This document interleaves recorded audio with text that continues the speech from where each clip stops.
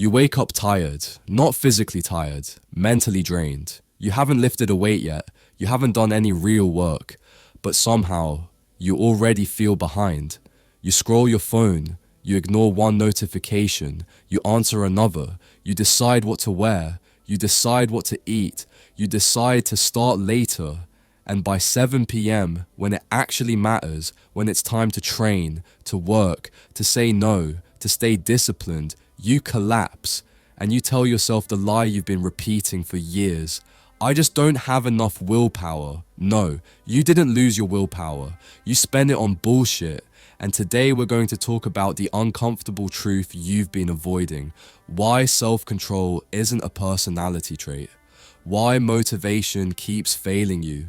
And why modern life is designed to quietly drain the very thing you need to escape it. This video is based on the book Willpower, Rediscovering the Greatest Human Strength by Roy F. Baumeister, one of the most cited psychologists alive, and investigative journalist John Tierney. Baumeister didn't write motivational posters. He didn't sell affirmations. He spent decades running brutal psychological experiments, the kind that reveal how humans actually behave when no one's watching. And what he discovered is inconvenient, because willpower isn't about character. It's not about wanting it badly enough. It's not about being special. It's a limited biological resource, which means if your life feels chaotic, if you keep self-sabotaging at night, if discipline feels impossible even though you know better, you're not broken, but you are being outplayed. Disclaimer: this video falls under the Fair Use Act, Section 107 of the US Copyright Act. This is an educational, transformative commentary intended to analyze, critique, and reinterpret the book's ideas, not replace the original work. If this resonates, buy the book, support the author, read it slowly, let it offend you properly. Now here's the part most people won't like. Modern culture teaches you to feel good about yourself, but never teaches you how to control yourself. And that single mistake explains obesity, addiction, debt, burnout, failed relationships, procrastination, and why so many people feel busy but achieve nothing. This book doesn't flatter you, it exposes you. And in the next section, we're going to start with the lie you've believed since childhood. That willpower is just a metaphor. It's not. And once you understand what it actually is, you'll never look at your failures the same way again. Welcome to Mindful Reads Hub. Let's get started. The invisible force running your life. People talk about willpower like it's a personality trait, like height, like eye color, like something you're either born with or you're not. The disciplined people are strong, the rest are lazy, weak, morally defective. That belief is comforting because it lets everyone stop thinking. It lets winners feel superior and losers feel doomed. And according to the research that kicked off this entire field, it's mostly nonsense. The opening argument is simple but uncomfortable. Self-control behaves less like a virtue and more like a resource. Not an abstract idea, not a motivational slogan, a measurable, depletable capacity. In early experiments that later became famous, people were put in rooms that smelled like freshly baked cookies. Some were allowed to eat them, others were told to resist and eat radishes instead. Afterwards, everyone was given an unsolvable puzzle. The cookie eaters kept trying. The radish eaters gave up much faster, not because they were weaker people, because they had already spent something. The act of resisting had a cost. That result has been replicated across cultures, tasks, and contexts. Resisting temptation, suppressing emotion, forcing concentration, making difficult choices. Do one, and your capacity for the next goes down. Do many, and it collapses. This isn't American, European, or Asian behavior. Versions of these findings show up globally because they're tied to how human biology works, not social etiquette. The mind burns fuel when it exerts control. When the tank is low, the system prioritizes short-term relief over long-term goals. That's not weakness, That's design. The book then commits the heresy that really upset people. The fuel looks a lot like glucose. When blood sugar drops, self-control drops with it. When it's replenished, performance improves. That idea has been debated and refined over the years, but the core insight hasn't died. Mental effort is not free. You don't just decide harder in a vacuum. You're operating inside a body with limits. Ignore those limits and you don't become noble, you become predictable. This is where the moral framing of discipline starts to rot. If willpower is treated like virtue, failure becomes shame. But if it's treated like energy, failure becomes information. And suddenly a lot of modern misery makes sense. The reason people snap at night, binge late, scroll endlessly, or abandon plans after productive days isn't hypocrisy. It's depletion, a nurse finishing a long shift, a single parent making decisions all day, a knowledge worker drowning in emails, meetings, and micro choices. By evening, the part of the brain responsible for restraint is exhausted, and the environment is waiting with sugar, alcohol, outrage, porn, and dopamine on demand. Look at what's happening now. Inflation squeezing households across Europe and North America, job insecurity, algorithmic news feeds engineered to provoke emotion. Even choosing groceries has become cognitively expensive. Prices change weekly, products multiply, labels lie, and then we act surprised when people reach for the easiest comfort available. This isn't individual failure. It's a system that taxes self-control constantly and then shames people for being broke at the end of the day. The deeper provocation here is that freedom doesn't come from unlimited choice. It comes from reducing unnecessary demand on willpower. Cultures that ritualize habits, simplify decisions, and externalize discipline don't do so because they lack individuality. They do it because they understand human limits. When monks wear the same clothes, when athletes automate meals, when successful people guard mornings like territory. That's not obsession, that's conservation. The most dangerous lie is that willpower is infinite if you care enough. That lie benefits institutions that profit from burnout. It keeps people blaming themselves instead of redesigning their lives. The research points in the opposite direction. The strongest people aren't the ones constantly resisting temptation. They're the ones who structure their environment so resistance is rarely required. Key idea: self-control is a finite biological resource, not a moral quality. And treating it like virtue guarantees exhaustion and failure. Key takeaway: stop asking why you're weak and start asking where your willpower is being drained, because discipline fails most often before the moment you think it does. Favorite quote: self-control is more like a muscle than a moral muscle. The daily drain you never notice. The damage doesn't come from one big temptation. That's the mistake people keep making. They imagine willpower collapsing during some dramatic moral showdown, a drink offered, a credit card swipe, a moment of weakness. But the research goes somewhere far more insulting. Willpower is usually gone long before temptation even shows up. It's been quietly bled out by 1,000 small, boring, socially approved decisions. The evidence piles up fast. Making choices, even trivial ones, consumes the same self-control resource used to resist impulses. Choosing what to wear, answering emails, deciding how to respond politely to someone you don't respect, planning, switching tasks, managing impressions. None of this feels like effort in the heroic sense, but physiologically it counts.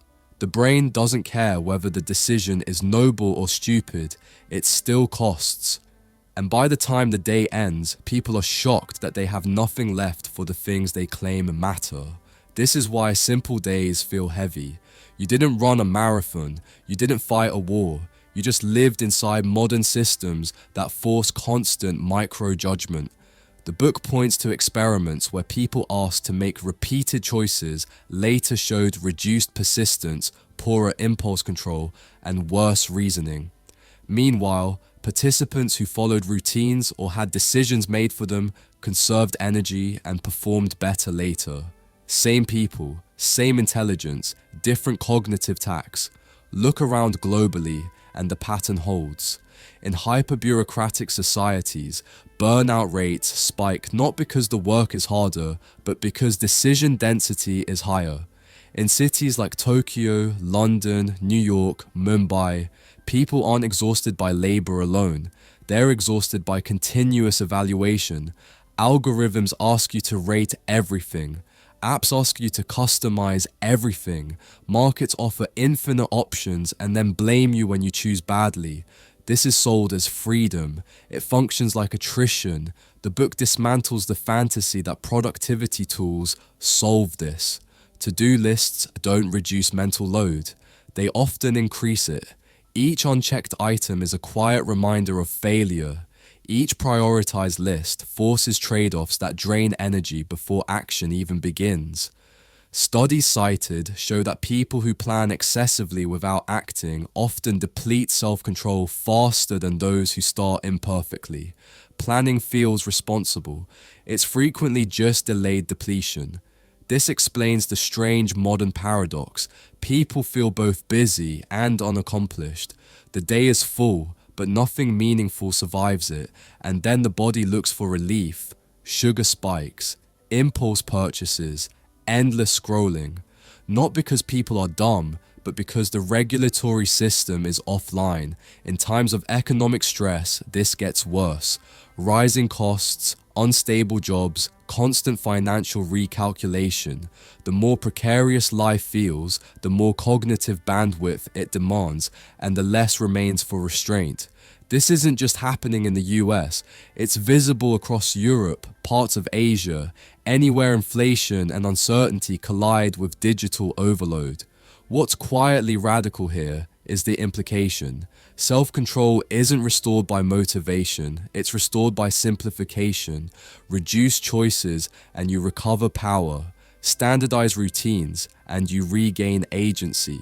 Cultures that respect rituals, fixed schedules, and constrained options aren't repressive, they're adaptive. The people who look disciplined from the outside are often just the ones who refuse to negotiate with themselves all day.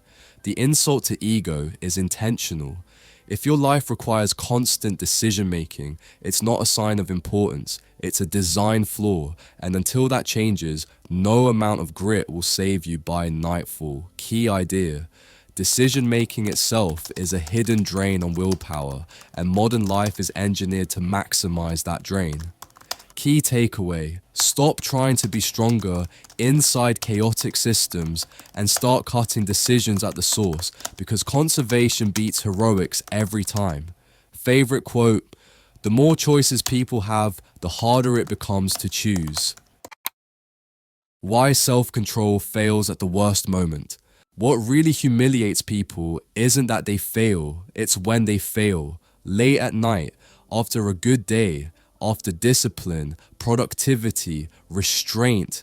That's the moment people spiral into self-loathing and start inventing moral explanations for something that was mostly mechanical. The book goes straight for that wound and refuses to let it heal with comforting lies. The pattern is brutally consistent. People are strongest in the morning, weaker in the afternoon, and most reckless at night. Not because evil comes out after sunset, but because self-control has already been spent. Experiments show that after people exert willpower in one area, they become impulsive in completely unrelated areas. Resist cookies, then overspend. Suppress emotion, then lie. Focus intensely, then lash out. The brain doesn't keep moral accounts, it just tracks depletion. This is what the authors call ego depletion, though the term matters less than the mechanism. Self-control relies on a system that tires with use, and once it's tired, the mind doesn't shut down, it reverts. It defaults to habits, cravings, shortcuts, and emotional reactions that require less energy. That's why people don't suddenly become neutral when willpower fails. They become more themselves, stripped of filters and long-term planning. The most uncomfortable finding is that people are terrible judges of this process. When willpower is low, confidence doesn't drop with it. Judgment does. People overestimate their ability to resist future temptation precisely when they're least capable of doing so. That's why the promise, "I'll start tomorrow," feels sincere and is usually worthless. The depleted brain lies convincingly. This isn't a Western problem or a cultural flaw. Studies replicated in Europe and Asia show the same collapse under sustained self-control. Monks, soldiers, students, executives, parents, different values, same nervous system, even children show it. After being forced to follow rules for extended periods, kids cheat more, quit faster, and make worse decisions. Discipline without recovery produces rebellion, not strength. The book also punctures the fantasy that willpower can simply be trained like a muscle and then used endlessly. Yes, habits help. Yes, structure matters. But repeated depletion without replenishment leads to chronic failure, not resilience. This is where productivity culture goes toxic. People are told to stack habits, optimize mornings, grind harder, and never ask whether the system itself is draining them dry. The result isn't excellence. It's burnout disguised as ambition. Current conditions make this worse. Globally, people are living under constant low-grade stress, economic uncertainty, rising living costs, algorithmic outrage cycles, blurred boundaries between work and rest. Even sleep is fragmented. Research over the last decade shows that sleep deprivation alone dramatically reduces self-control, amplifying impulsivity and emotional reactivity. Yet societies reward availability, not recovery. Being tired is treated like a badge of seriousness. What the book keeps circling back to is sabotage that doesn't feel like sabotage. People put their hardest decisions at the end of the day. They rely on willpower instead of design. They assume discipline will show up on demand like a loyal employee. And when it doesn't, they blame character instead of context. The quiet lesson is ruthless. If something matters, it cannot depend on end-of-day restraint. Systems beat intentions. Timing beats motivation. And anyone who tells you otherwise is selling guilt as a product. Key idea: self-control collapses most reliably after prolonged effort, and the failure feels moral even though it's physiological. Key takeaway: stop placing your most important commitments at the exact moment your brain is least capable of honoring them. Favorite quote: people do not lose control because they stop caring. They lose control because they have already cared too much. When willpower isn't enough, there's a point where all the self-control advice collapses into silence. Not because people didn't try hard enough, but because trying harder actively makes things worse. The book reaches that uncomfortable territory and refuses to sanitize it. Addiction is the clearest example, but the lesson spreads much wider than substance abuse. It's about what happens when willpower is not just depleted, but structurally outmatched. The research is blunt. People struggling with addiction do not lack knowledge. They do not lack intelligence. They often don't even lack motivation. What they lack is leverage. Years of repeated depletion, stress, shame, and failed restraint rewire the system. The brain learns faster routes to relief. Cravings stop being temptations and start behaving like commands. And the more someone frames the battle as a personal test of strength, the deeper the trap becomes. Every failure becomes proof of weakness. Every relapse becomes evidence of moral collapse. The cycle feeds itself. This is why purely willpower-based recovery fails so often. The book points to the counterintuitive success of programs that remove control from the individual, at least temporarily. Systems like Alcoholics Anonymous don't work because of theology alone. They work because they externalize regulation. They replace isolated self-control with structure, community, ritual, and accountability. The burden shifts from "I must resist forever" to "I follow the system today." That's not surrender as defeat. It's surrender as strategy. Globally, this pattern shows up in different forms. In countries with strong social rituals around drinking, addiction rates are sometimes lower, not because people are more disciplined, but because behavior is socially scaffolded. In places where addiction is treated purely as criminal failure, relapse rates are brutal. Shame doesn't restore control, it corrodes it. Neuroscience backs this up. Chronic stress floods the brain with cortisol, weakening the very circuits responsible for self-regulation. Punish people for losing control, and you biologically ensure they lose it again. The idea that some problems are bigger than individual willpower offends a modern culture. We worship autonomy. We romanticize self-mastery. But the book keeps showing the same truth from different angles. Humans are not meant to white-knuckle their way through everything. When temptation is constant and stakes are high, the strongest move is often to stop relying on strength at all. This doesn't apply only to addiction. It applies to burnout, compulsive work, disordered eating, rage scrolling, financial self-sabotage, anywhere the environment is engineered to overpower restraint. People are told to just say no inside systems that say yes 1,000 times a day. That's not discipline. That's negligence masquerading as personal responsibility. Recent years have made this painfully visible. Lockdowns, isolation, economic anxiety, algorithmic feeds optimized for outrage.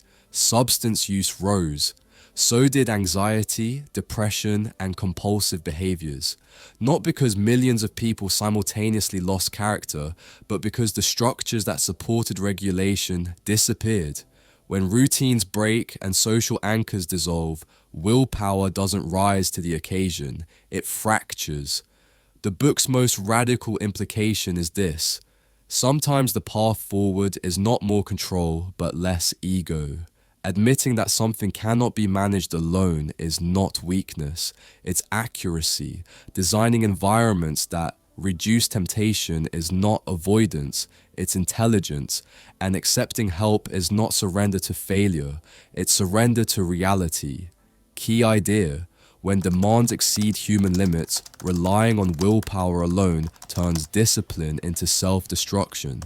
Key takeaway: stop framing every struggle as a personal test of strength and start building systems that carry the weight your willpower cannot. Favorite quote: people succeed not by exerting more self-control, but by surrendering control to better structures.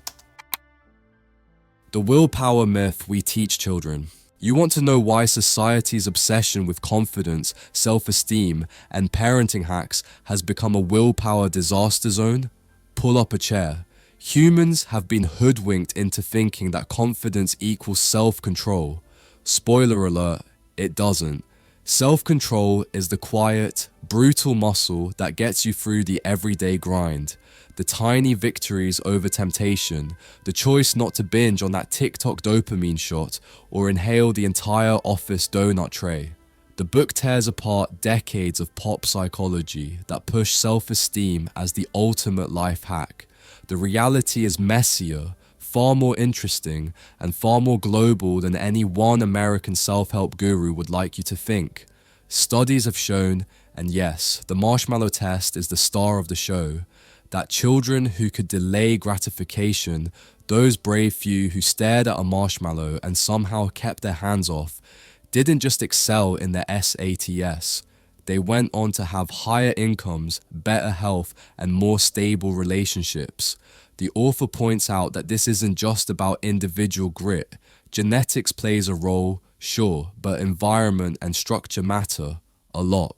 In Japan, for instance, parents emphasize patience and communal responsibility. In South Korea, education systems demand delayed gratification through rigorous testing schedules. Across Scandinavia, structured play and early cognitive development programs mimic these experiments in real-world settings.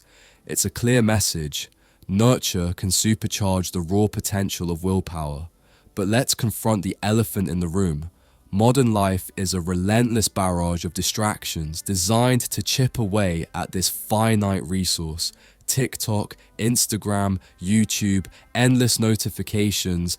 These are the new marshmallows. And kids aren't just facing passive distractions, they're up against entire systems built to capture attention. According to Baumeister, attention control is a skill intertwined with willpower. Trying to strengthen one without the other is like trying to pump iron without a skeleton. You'll look busy, but nothing holds together. Enter the parental paradox. You want kids to develop willpower, but you're also in the 24/7 grind of work, bills, and survival. Research shows that consistent monitoring, structured routines, and guided play build self-control. Single-parent homes, overextended caregivers, or laissez-faire parenting can unintentionally sabotage willpower development. But even small interventions, like targeted pretend play or engaging in sustained focus games, can make a huge difference. Tools of the Mind, a preschool program grounded in Vygotsky's work, demonstrates how pretend games, which look like chaos on the surface, are actually tiny boot camps for self-regulation. Even video games, often derided as mindless, can serve as willpower training if they're complex enough to demand sustained attention and strategy. Don't misread this. The book isn't condoning a screen addiction. It's exposing a principle. Attention, discipline, and delayed gratification can be taught, but they must be designed into the environment. Without this, children are left relying on a fragile, depletable resource that modern life systematically drains. Baumeister combines these insights with contemporary research and examples from around the world. Financial literacy programs in Europe that teach children about delayed rewards and savings, culturally ingrained systems of discipline in Asian households, even parenting experiments in South America reveal a universal principle. Self-control is measurable, teachable, and predictive of long-term life outcomes. And unlike pop psych advice, it's evidence-based, brutal in its clarity, and shockingly actionable. This is a chapter that makes one thing painfully clear.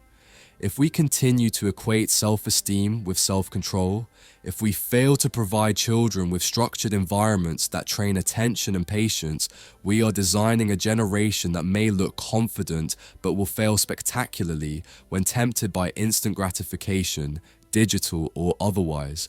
And the cost isn't just personal, it ripples out into societies, economies, and political systems.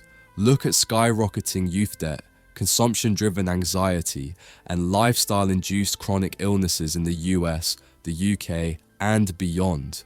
Willpower is not just an individual skill, it's a societal currency.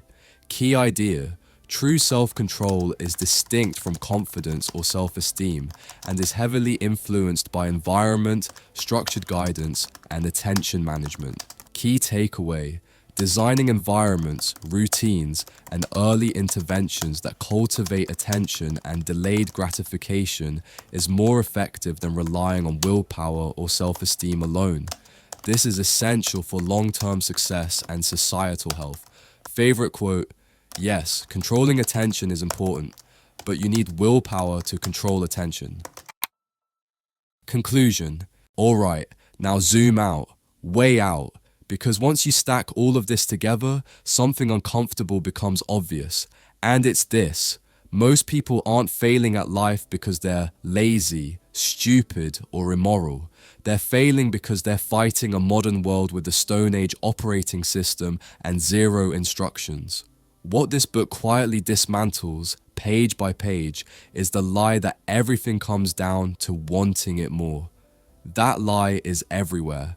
In hustle culture, in diet culture, in parenting advice, in addiction narratives, in productivity porn. Try harder, be stronger, push through. And when you inevitably collapse, the system shrugs and says, guess you didn't have what it takes. That's nonsense. Across all these chapters, one truth keeps resurfacing like an inconvenient body floating to the top of the lake. Willpower is real, it is measurable, and it is limited. Not metaphorically limited, biologically limited, and pretending otherwise is how people burn out, binge, relapse, explode their finances, wreck their health, and then blame themselves for a rigged game. You've now seen how self-control works like fuel, not virtue. How tiny decisions drain you long before the big temptation shows up. How the collapse never happens at the start of the day when you feel disciplined and heroic, but late at night when the tank is empty and your brain is begging for relief. You've seen why discipline fails exactly when you need it most, and why some problems cannot be solved by grit alone, no matter how inspirational the quote is. You've also seen something far more unsettling, that modern life is engineered to exploit this weakness. Infinite choice, infinite scrolling, hyper-palatable food, always on work, always on comparison, always on temptation. We've built environments that demand monk-level self-control and then mock people for not having it. And the damage doesn't stop with adults. It spills straight into childhood. We taught kids to feel good about themselves instead of teaching them how to regulate themselves. We rewarded confidence over competence. We optimized for self-expression while neglecting self-restraint. And now we're shocked that attention is fractured, patience is gone, and discipline feels like a relic from another century.